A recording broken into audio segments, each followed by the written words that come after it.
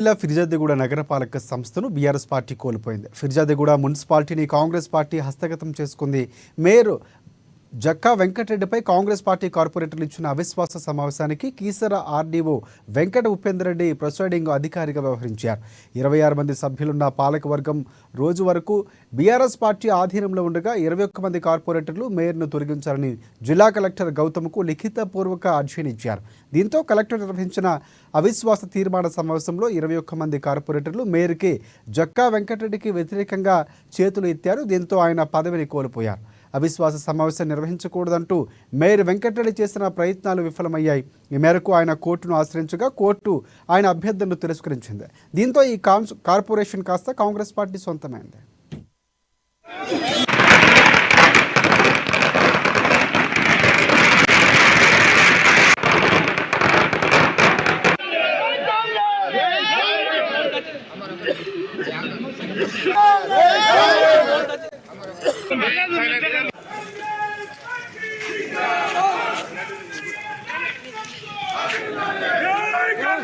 నుంచి ఏదైతే ఫిర్యాదిగూడ ప్రాంతం చీకట్లో ఉండే ఇవాళ ఈ నో కాంగ్రెస్ మోషన్ పెట్టిన తర్వాత చక్కా వెంకటరెడ్డి గారి అనే పర్సన్ ఎవరైతే 4.5 years కింద మేము ఏదైనా ఎలక్ట్ చేసినాం అని దించిన తర్వాతనే ఈ ఫిర్యాదిగూడ ప్రాంతంలో ఇవాళ నుంచి చీకటి రోజు ఖతం అవుతుంది.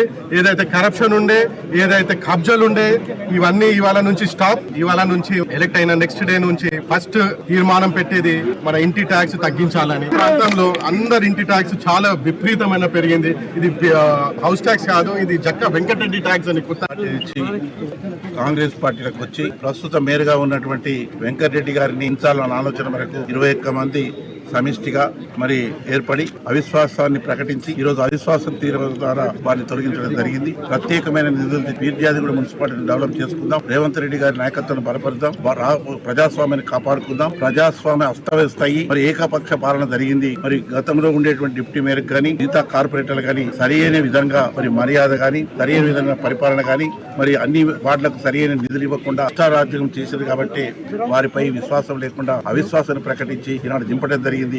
ఈ రోజు 21 మందిని ప్రత్యేకంగా అభినందిస్తున్నాం.